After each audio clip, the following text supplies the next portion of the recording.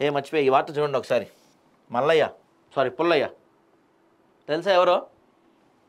చిట్టీల పేరుతో దాదాపు 100 నుంచి 150 కోట్లు మోసం చేశాడండి పెద్ద మనిషి. మన అమీర్పేట ఎస్ఆర్ నగర్ ప్రాంతంలో ఈఎస్ఐ హాస్పిటల్ బ్యాక్ సైడ్ ఉంటాడు ఈయన. 100 నుంచి 150 కోట్లంట చిట్టీల వ్యాపారంతో. ఇది రికార్డ్ ఏమో బహుశా. ఏమవుతుంది ఇప్పుడు పాపం? నిన్న అక్కడ చూస్తే బాధితులంతా మేము మా పిల్ల పెళ్లి కోసం వాడి దగ్గర పెట్టుకున్నాము, ఎడ్యుకేషన్ కోసం, ఇల్లు కట్టుకోవడం కోసం అని చెప్పి ఏడుస్తున్నారు బాధితులు. పోలీస్ స్టేషన్లో కేసు కూడా ఫైల్ చేయట్లే ఆయన పైన. ఏం ఫైల్ చేస్తారు కేసు? ఏమని పెడతారు కేసు? పుల్లయ్య వంచనకు గ్రామంలోనే బీజం అంట. అక్కడ మోసాలకు తెరలేపి నగరబాట. తొలుత పూరి గుడిసెలో నివాసం, కుమారుడి వద్ద కూలీగా జీవనం. తిరిగి చిట్టీల వ్యాపారంతో కోట్లకు పడగలు. హైదరాబాద్లో భారీ భవంతి, ఏపీలో గుత్తిలో కూడా ఉందంట మనోడికి. 100 కోట్లతో బిచాణ ఎత్తేయడంతో బాధితులు వెలవెల. 100 అని చెప్తున్నారు కానీ ఇంకెక్కువే ఉందంటండి. ఎంత పెద్ద ఇల్లు కట్టాడంట, అయినా లక్కీ అని చెప్పి గుడిసెలో పడుకుంటా అంట పోయి తెలుసా.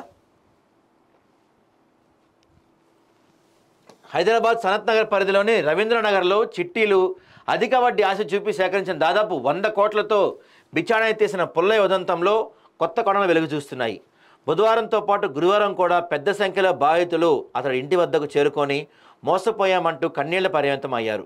మంత్రాలయం నుంచి 30 మంది వరకు వచ్చారంట. వామ్మో, మంత్రాలయం దాకా ఉంది మన నెట్వర్క్. ఎంతో మంత్రాలయం ఇక్కడి నుంచి దాదాపు 300 కిలోమీటర్లు ఉండదు, 250 ఉండదు. అక్కడి నుంచి కూడా 30 మంది వచ్చారంట. ఇతర ప్రాంతాలతో పాటు రాష్ట్రాల్లో, విదేశాల్లో ఉంటున్నవారు. ఏపీ రాష్ట్రానికి చెందిన కొందరు పోలీసులు కూడా పుల్లయ్య వద్ద చిట్టీలు వేశారంట. పోలీసులు కూడా మోసపోయారంటండి.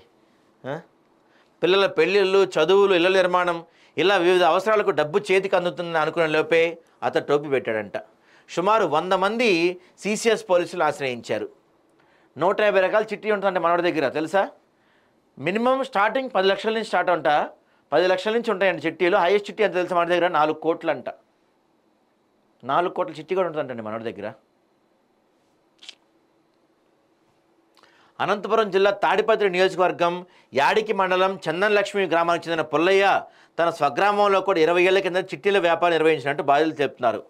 అక్కడ కూడా సభ్యులను మోసగించి నగరబాట పట్టాడు. 18 ఏళ్ల కిందట నగరానికి వచ్చి రాగానే బీకేగూడ దాసారం బస్తీ సమీపంలోని పూరి గుడిసెలో ఉండేవాడు. కుమారుడు రామాంజనేయుడు తాపీ మేస్త్రి కాగా అతని వద్ద పుల్లయ్య కూలీగా పనిచేసేవాడు. కొద్ది కాలానికే చిట్టీల వ్యాపారం ప్రారంభించాడు. క్రమంగా 50,000, 1,00,000, 5 లక్షలు, 10 లక్షలు ఇలా విభిన్న రకరకాల చిట్టీలను మొదలుపెట్టాడు. తొలినాళ్లలో చిట్టీలు పడుకున్న సభ్యులకు టెన్షన్గా ఇచ్చేసాడంట. దాంతో స్థానికులు అతన్ని పూర్తిగా నమ్మారు. భారీ స్థాయిలో దాదాపు 150 రకాల చిట్టీలు నిర్వహించాడంటండి బాబు ఈయన. ఏంటి ఇప్పుడు ఈ మార్గదర్శి, శ్రీరామ్ చిట్స్ ఉంటాయి చూసినా, వాళ్ళు కూడా నిర్వహించలేమో. ఇది చాలామంది ఎంప్లాయీస్ ఉంటారు వాటిల్లో. ఎంత మాస్టర్ మైండ్ మనోడు చెప్పండి. చిట్టీలు పాడుకున్న సొమ్మును తనకిస్తే నెలకు 3 నుంచి 6% వడ్డీ ఇస్తానని ఆశ చూపాడంట.